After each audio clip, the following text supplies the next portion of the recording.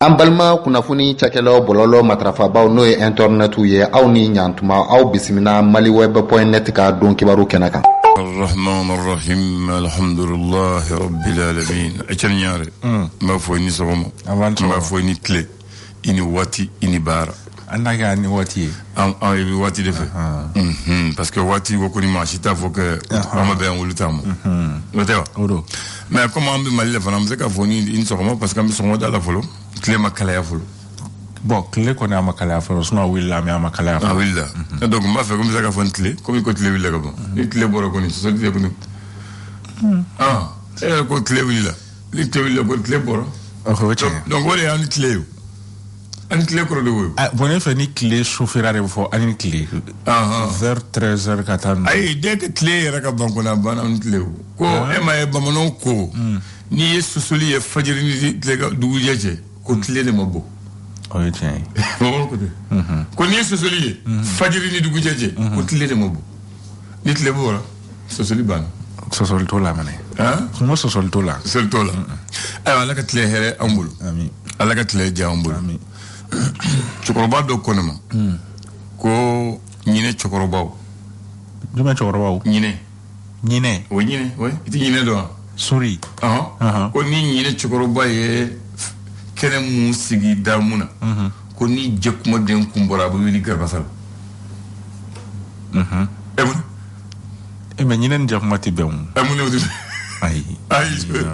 awdi ben ay ni jab ni nyine chara mo munu ka so we jakuma nyini wasa ka se ga nyine nunu lata nam jakuma ka présence ro na yo ni nyine te ben fiu nyine mais ba mo na mo ko wera fu karsa ni karsa te be ku bi na fo nyine ni jakuma parce que ou te be nam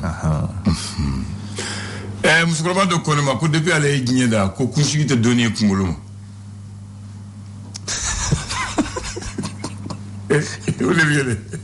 ay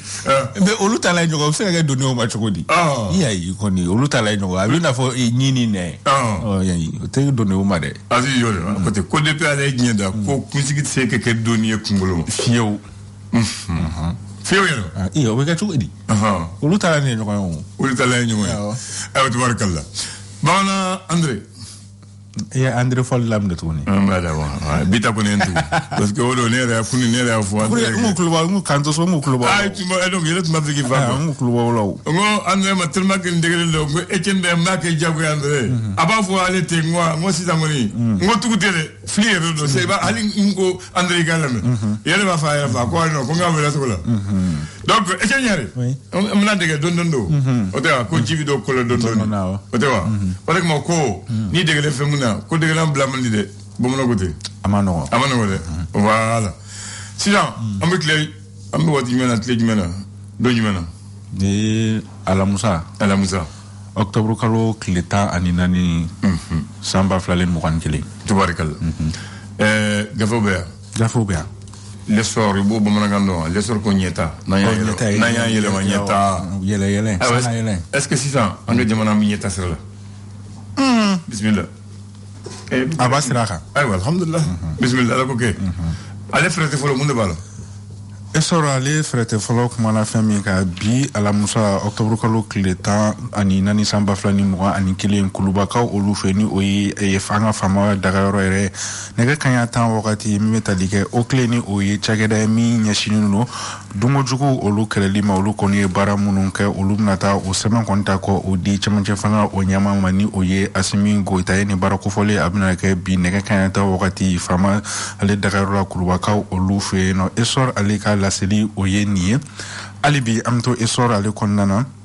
izamta ozon malini okoni chageda minya shinu no anga straba kana olu je alima yera ka fo olu koni kalu sababu onko ke ukon kuteka barake ka sabuke uka kaluna ni sara okon kuteka okon ma di umaudo kum kondano kon ku bara blake ngame wakati mne ko sisa yera ka fo ku koni u bara damne ku jatimne repse ka ke bamako alistraba beleblu kon sanfe ozon mali moko ko ibu uye uka bara la mimetalike beseyani oye jeria barawe olu beseka ke choko mina esora le kalda seli oye ni alibe amto esoro konna na ngasi samta farikolo ɲɛnajɛ ta fanfɛla na an ka farikolo ɲɛnajɛ kɛrɛnkɛrɛnnenya la tolantana minnu bɛ ni olu kɔni bɛ jamana kɔni kɔ kan kɛrɛnkɛrɛnnenya la Isaka Samake ale y'a jira k'a fɔ ko gindekaw kɔni fɛ yen nɔ ko ale kɔni bisimilala ka ɲɛ i n'a fɔ a laɲini kun don cogo min na e sɔrɔ ale ka laseli o ye nin an bɛ sɔrɔ ta ka bila kɛrɛfɛ ka dabiri an bɛ le challenger sɛgɛrɛ k'ale jɛlen mun sɛbɛn challenger ale kumana fɛn min kan o de ye jɔnwale min ni ale bɛ ka kɛ Mali kɔnɔna na an fɛ an bɛ wagati min na ko sisan kɛrɛnkɛrɛnnenya la Kayi mara o kɔnɔna na o de hukumu kɔnɔna na maa min n'a fɔ ma ko Abdoulaye Mako ale kɔni ye ɲinini dɔw kɛ ɲinini minnu yɛrɛ senfɛ a jira k'a fɔ ko ni jɔnwale minnu kɔni bɛ ka kɛ an bɛ wagati min na i ko sisan ko a kɔni a bɛ ka dankari an ka adamadenya o taɲɛ o kɔnɔna na challenger ale ka laseli o ye nin ye ale bi an bɛ to challenger ale kɔnɔna na maa min n'a bɛ fɔ ma ko Suleiman Fɔnba ni ale kɔni kiri tigilamɔgɔ ye ale kɔni a jira k'a fɔ ko kɔɔrisɛnɛlaw olu ni ɲɔgɔn cɛ an bɛ wagati min na ko sisan gɛlɛya kɔni bɛ a jira k'a fɔ ko ale kɔni ka baara tɛ fɛn wɛrɛ min bɛ tali kɛ ka se ka kalata kofɔlen ka o kɔni baaraw labɛn kɔɔrisɛnɛlaw olu ni ɲɔgɔn cɛ waasa bɛɛ bɛ se ka kɛ ɲɛmaa kelen ka waasa gɛlɛya bɛ u ni ɲɔgɔn cɛ fɛrɛ bɛ se ka sɔrɔ a la cogo min na challenger ale ka laseli o ye nin ye hali bi an bɛ to challenger ale kɔnɔna na nka sisan an bɛ taa Sikasokaw olu fɛ yen nɔ ministre min ni ale ɲɛsinnen no sirabakanw ɲɛnabɔli ma ale kɔni bɛ ka i sinsin bɛ tali kɛ Sikasokaw olu ka sira min bɛ ka dilan fo ka taa se u ka échangeur ma ale kɔni bɛ ka i sinsin waasa a délai kofɔlen baara wagati min dira waasa ka se ka baara kofɔlen olu kɛ o bɛ se ka bato cogo min na o de hukumu kɔnɔna na baara kofɔlen kɔni bɛ ka kɛ cakɛda min fɛ ni o ye EGK ye olu y'a jira k'a fɔ ko délai kofɔlen kɔni ko ni Ala sɔnna ko olu tɛna tɛmɛ o kan ko délai min fɔra k'u bɛ baara kɛ ka bɛn ni o ye challenger ale ka laseli o ye nin ye ayiwa ni challenger ka laseli ni an b'o bila kɛrɛfɛ an bɛ info matin sɛgɛrɛ ale ye mun sɛbɛn bi sɔgɔmada in na info matin ale kumana kɛrɛnkɛrɛnnenya la an ka finitigilakaw kunnafoni dɔw kɔni ko y'a jira k'a fɔ ko an ka finitigilakaw kɔni bɛ ka nijuguya wale ta k'a ɲɛsin maa dɔw ma an ka finitigilakaw olu kɔni ye laseli kɛ k'a jira k'a fɔ ko o ŋunuŋunukan min kɔni k'u bɛ k'a fɔ ko o tɛ tiɲɛ ye info matin ale ka laseli o ye nin ye hali bi an bɛ to info matin ale kɔnɔna na bureau de vérificateur général ale ka sɛgɛsɛgɛliw kɔni kɔnɔna na a jira k'a fɔ ko CFA wari miliyari 17 n'a kunkanfɛn olu kɔni tununa tacogoma ye o la info matin ale ka laseli o ye nin ye ayiwa info matin ka laseli ye ni y'o bila kɛrɛfɛ an bɛ l'indépendant kɛnyɛrɛ ye an bɛna yɛrɛ sɔrɔ jɔn jumɛn indépendant ale kumana a jira k'a fɔ san 2000 ale ni 19 ko bolimafɛn kɛmɛ bɔɲɔgɔnko kɔni dira an ka finitigilakaw ma a bɛ fɔ minnu ma ko véhicule blindé waasa u bɛ se k'u ka baaraw kɛ i n'a fɔ a laɲinina cogo min na ni bolifɛn kofɔlenw yɛrɛ a jira k'a fɔ ko u marque kɔni k'u ye ko tiɲɔ arapo o de hukumu kɔnɔna na ŋunuŋunukan kɔni k'u fɔra k'a fɔ ko ni bolifɛn kofɔlen ninnu ko a baaraw ma kɛ i n'a fɔ a laɲinina cogo min na bolimafɛn kofɔlen kɔni dira ko yɔrɔ maa minnu fɛ o de Émirats Arabes Unis mɔgɔw ye o de hukumu kɔnɔna na sɛgɛsɛgɛliw bɛɛ lajɛlen kɔni tɛmɛnen kɔfɛ a jira k'a fɔ ko ni baara ninnu bɛɛ lajɛlen kɛra i n'a fɔ a laɲinina cogo min na ko yurugu fan kisɛ kelen o kɔni ma ye a la ko Émirats Arabes Unis olu de ye nin di bolimafɛn kofɔlen ninnu di Mali ma min bɛ tali kɛ blindé ka di an ka finitigilakaw ma u bɛ se ka lakana o la sabati i n'a fɔ a laɲininen don cogo min na indépendant ale ka laseli o ye nin ye hali bi an bɛ to indépendant ale kɔnɔna na jɛmaw kɔni wulilen bɛ an bɛ wagati min na i ko sisan waasa Mali kɔni kɔnɔna na cɛmancɛ fanga min bɛ yen olu bɛ se ka kalataw labɛn cogo min na o de hukumu kɔnɔna na an ka ministre min bɛ ni ale ɲɛsinnen don Mali ale ni jamana wɛrɛ kɔɲɔw ɲɛnabɔli ma ni o ye Abdoulaye Diop ale kɔni ye laseli kɛ Mali dɛmɛbaga jɛkulu bɛɛ lajɛlen fɛ ko u kɔni u kɔ segin u kɔ dɔɔni min bɛ tali kɛ kalata ko o ta fanfɛla o la indépendant ale ka laseli o ye nin ye hali bi an bɛ to ale kɔnɔna na vérificateur général ale ka rapport min kɔni n'o kɛra san 2020 hukumu kɔnɔna na a jira k'a fɔ ko CFA wari miliyari 17 n'a kunkanfɛ o kɔni o tununa tacogoma ye o la a jira k'a fɔ ni CFA wari kofɔlen kɔni tununa cakɛda 11 olu de ɲɔgɔn cɛ CFA wari miliyari 17 o de tununa cakɛda 11 o ni ɲɔgɔn cɛ tafama ye wari minnu na indépendant ale ka laseli o ye nin ye Malien bɛ se wari ŋanamu l'indicateur de renouveau indicateur de renouveau ale kumana fɛn minnu kan o de ye ko an ka kɛlɛkɛla kɔrɔw ko metali kɛ cɛmancɛ fanga mɔgɔw ko olu kɔni b'a fɛ ka maa 13 ka olu kɔni ta ka u kɛ fintigilakaw ye sani ni san kofɔlen ni o ye san 2000 ani yɛrɛ bɛna dɔ la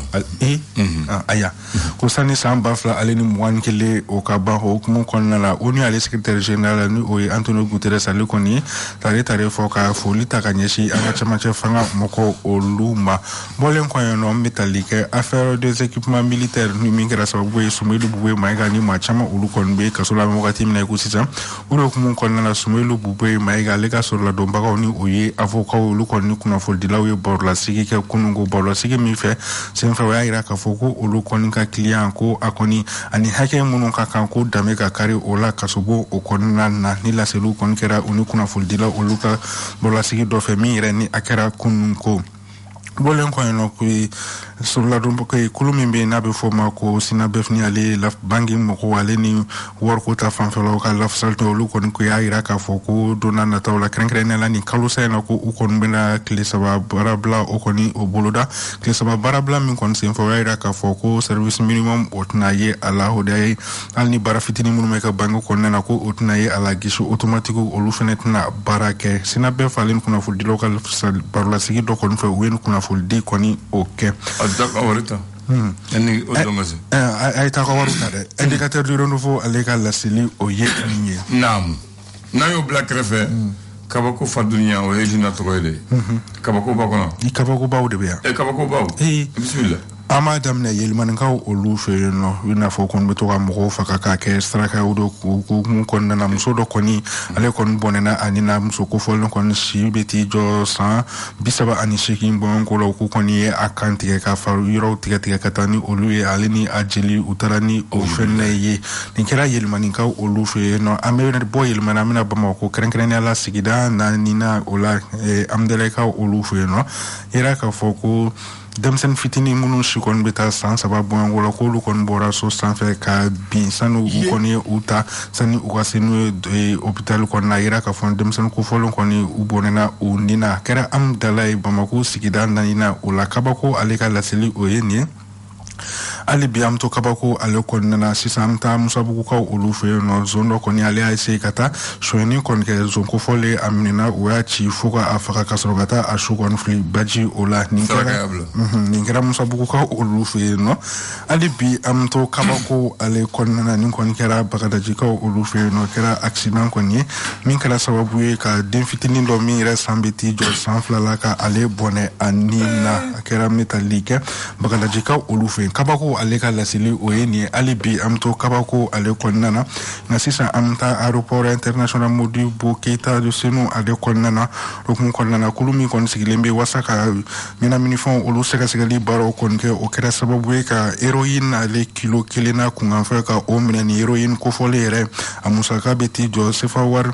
million bisaba ani wolon fula ani akunga fa kilo kele 1 kilo 544 gram o de million bisaba ani wolon flana kunga fe 37 millions 500 mille francs kabako alega laseli oyeni ame saloli kani ale jamati drogo nyini fuye kilo kenen dro ni sera kilo so ba fere make wardi yo chera me yo farat la de akonno ogoni war fula ma te sorte mo war fula ma ifura na be faratila sita kabako kala sa on ko bandiya be mo commissaire Djeli Bamako ça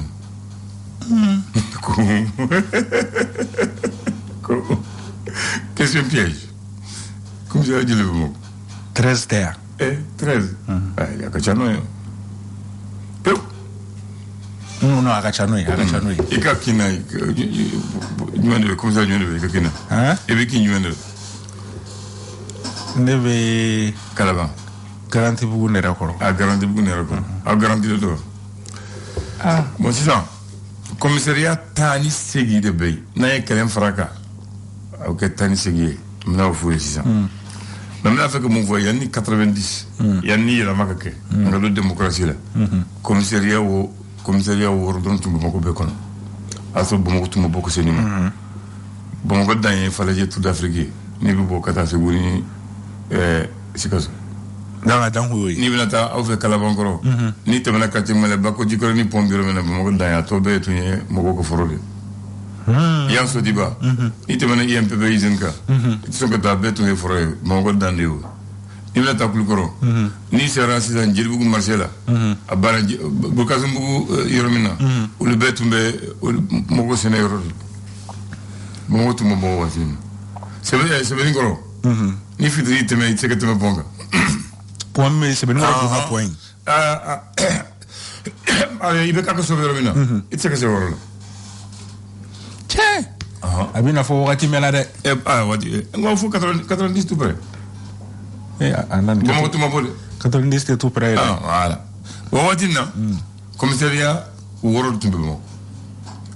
ibe folo mo meri badala place de l'indépendance flana bolibana école Socrates bafo poudrière rawo sabana wondolo no katemo be ka watini troisième arrondissement 15 ambugu be bodon nani bodon nana be quatrième au débat quoi faire aya tumbe be lebugu atumbe be lebugu de badla bugu o ya bo lebugu tara toro ko bugu de atumbe romina sa bi de be c'est ça BSI de visa badla bugu tournani era la ni te mes de visa sera c'est ça atumbo oyorla ya bola katana e toro ko bugu c'est ça oyorna mena ayorna we BSI de visa de bi et fin BSI brigade spéciale d'intervention voilà ou le BSI ça adruna ouais la fibu kanyesi certainement sota aworna fene korofina norla Kurufina non tale ta fa. Kurufina no, ni tale maternité sera là. Gidron ni ya ta drone sele kinina. Fos karafe. Ora na be. Ni tu fo volontaire ba ya na. O commissariat woro tumbe moko be gérer. Maintenant moko bonyana. Bingalu chara. Donc yo do fraka. Yo wol na la wol biso goningo. C'était me sono. We segina kala segina yo bla kulba. Ni bina yele kata ponje isele kin ne gauche fait yani que cette station a to yoro lawa o dewa modo a konontana o do bomo bonda la ni ta Guinée c'est beningoro post fene mo di 9e o di 9e ko di 9e atana o bla nyama ko o 10e nyama ko ni vita via dans sala 10e ko yoro la kana atanikele na onzième o be kalaba o yobla kalaba o ko ni go atani flana o yobla bulkas mbugu ni vita kulkoro serafe 12e oui parce que bamako danto ye bulkas mbugu 2e atani sabana 13e bamako yiro wala ko ni vita segu ma ni comme ye utarani postier nyamana o ye kelem bla yirma jo Selekinina. Sambi do commissaire Muna. Mi yɛrɛ ɲɛsinnen no échangeur ma. Commissaire b'a yɛrɛ ɲini o yɔrɔ. N'i sera donc commissaire bɛ sigi table kan. Atandana. U y'a seyi jɔ ko a seyi ko a sécurité ko mɔgɔ bi a seyi kan. U ye tan sabanan jɔ a seyi 2000 kɔnɔ. Tan naaninan sakɛ. Tan naaninan a seyi kɔnɔ. O b'a seyi kɔnɔ n t'a dɔn n'i y'a ye. N'i bɛna taa fɛn fondation enfance kɛrɛfɛ. Fondation enfance. Fondation pour l'enfance. Le beau tout me wow. D'accord. Attendruna. Bongo bonya duguni. Comme bongo katakala bangoro. Bongo bonya bako jikroni. 15e B. Oui, quel est Sir Falala Saniga se suguma. Donc il t'a dit hier bono. 15e. Mi de mega bedon. Atani orona. Oui a blaso diba. Oui a pour savana de la watumina. Ko bimbi ke moga.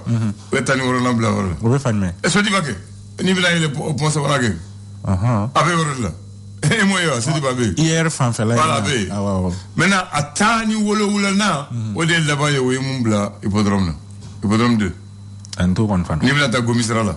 Hippodrome 2. Ni dingana. Terrain biromina. Ibo selekenita. Ni bila ta gomi. Tani wolo na bo wolo. Mais atani segina. O be amena me mo to don. O mi. Un mot faut un bon don. Wat mina 30 me marché. Terrain. Oui. Police des rails. Avec cheminot fait. Ni te mena garbara. Mairie ba ko fait. Ni a rail mina secrétaire gena. A police obé. Ouais mais mo mo nyino go. La police de chemin de fer. Avec Mairie ko fait là. Mairie ko fait trani bora gaira rail ni bi rail tchechi. Il doit venir dans le fait avec police ko obé. Wat mina 30 me marché aller nettoyer chemin de fer que police fait. mais ali be ubini la ali be ube ali sini ube ka barake mo ulu ka barake sa ali o ya ke police ke yoro la kana ka karante donc terengo bana na police obe mais mo ko nyino ko bo o be mo bande nimbeko ko quartier bonyana yoro bi yoro la faut que poste de police kala munte arrondissement commissariat poste de police du commissariat ta fait le poste de police relève du commissariat donc o ya kelenge sogoni ko gar kono voilà Tour d'Afrique o ya kelenge ni ndalonya yirma jo mil dolma o ya kelenge ndalonya ye araida assemblée ko fait kelembe ndalonya yo ay moye maye ay sugunuka kelembe nagli mo nemu yi le port de policier mon commissaire c'est kele mais ou relever commissariat donc ou le fana tout ça après we mo neke siguni kele fana bede tani ko ndona be mais allez ni police tout kele allez pour ojuma o te police forestière non brigade de mers ou le ouais brigade de mers a tenu fana sugula donc ils sont pour les délinquants pervers là donc nyesi woluluma nimbe kera pour que bomo la kana pour que basiki que même avec tout ça est-ce que amabande o ko fefane o BTK brigade territoriale awo o BT fluvial ke badale bodo BT bamako kora kasabomba krefe awo ibo ko ni don o kelembla senu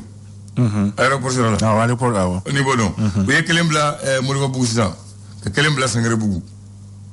o be mabande o be la bandiabe il y a force ça va faire créer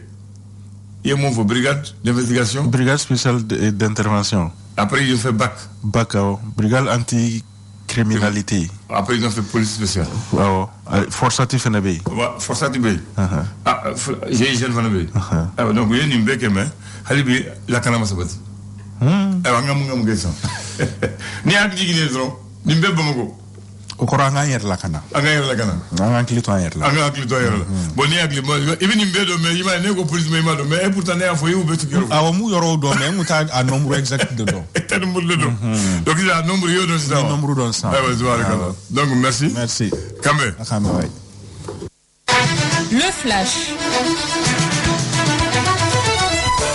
Le flash d'information avec la rédaction de Clédou Info.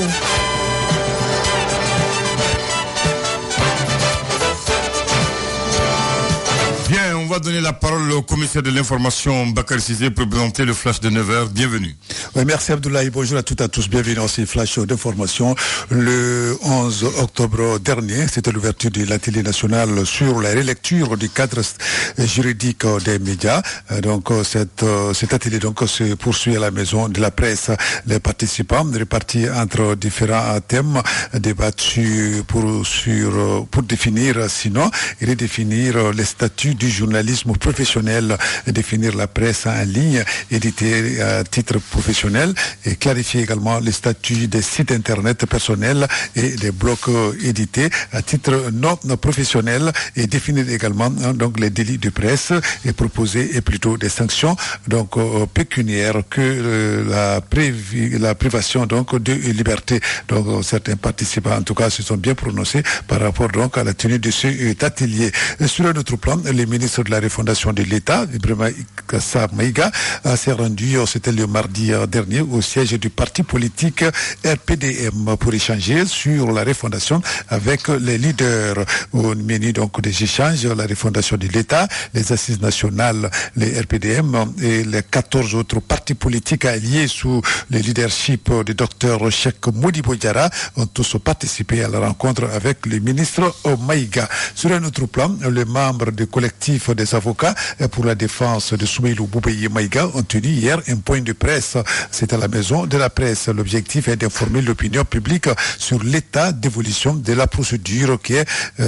intentée contre Soumeylou Boubeye Maïga dans le cadre des équipements et fournitures militaires. Les avocats ont surtout profité de l'occasion pour dénoncer les conditions de détention de l'ancien Premier ministre Soumeylou Boubeye Maïga. Et puis lancement de la 14e édition de la caravane de sensibilisation et d'information de l'association Tous et Chacun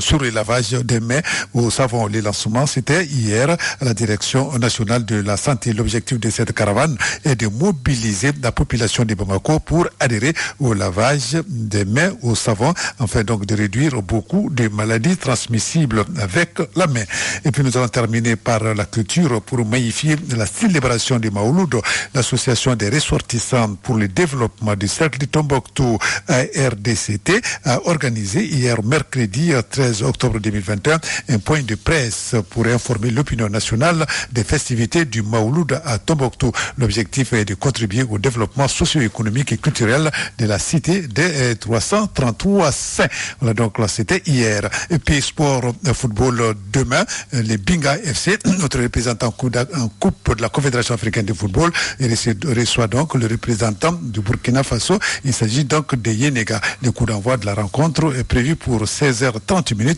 au stade de Modibo Keïta. Et le samedi, toujours au stade de Modibo Keïta, cette fois-ci à 17h, notre représentant de la Ligue des Champions, le stade malien de Bamako, sera opposé au Uriad de Conakry pour le match aller du deuxième tour des préliminaires des compétitions interclubs. On les souhaite tous bonne chance. Et c'est la fin de ce flèche d'information de l'Adan. C'est la fin de la matinale. Absolument, première partie. Première partie. Deuxième partie commencera avec la série des dames. La série des femmes.